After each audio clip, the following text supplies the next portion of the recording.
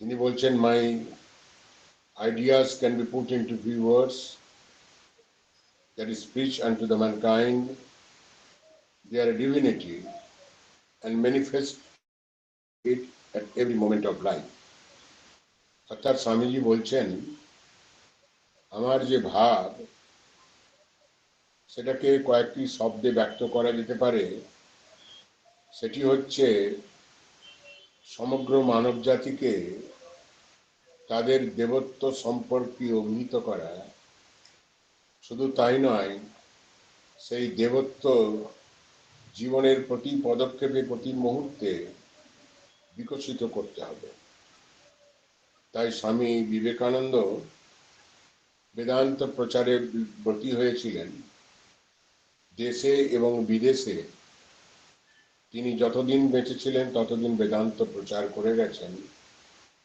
বিদেশে তিনি অন্য বেশি কথা কিছু বলেননি, কারণ তিনি অনুভব করেছিলেন এই বেদান্তের দ্বারাই কিন্তু মানুষকে, বিশেষ করে পাশ্চাত্য দেশবাসীকে, এই সনাতন হিন্দু ধর্ম এবং যে হিন্দু শাস্ত্র আছে তার সমস্ত কিছু অতি সংক্ষেপে বেদান্তের দ্বারাই কিন্তু বর্ণনা করে যেতে পারে।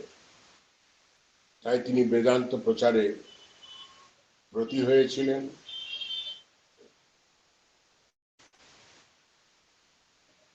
বেদান্ত কি বলে সেটি আগে জানতে হবে। খুব সহজ সরল ভাষায় স্বামীজি সেটা ব্যক্ত করছেন যে বেদান্ত হচ্ছে each soul is a potentially divine and goal is to manifest that divinity within. Swamiji বলছেন বেদান্ত সম্পর্কে বলতে গিয়ে যে প্রত্যেক মানুষের মধ্যে অন্তর্নিহিত দেবত্ব আছে এবং সেই দেবত্বকে বিকশিত করাই হচ্ছে মনুষ্য জীবনের উদ্দেশ্য। স্বামীজি তাই বারবার বলছেন।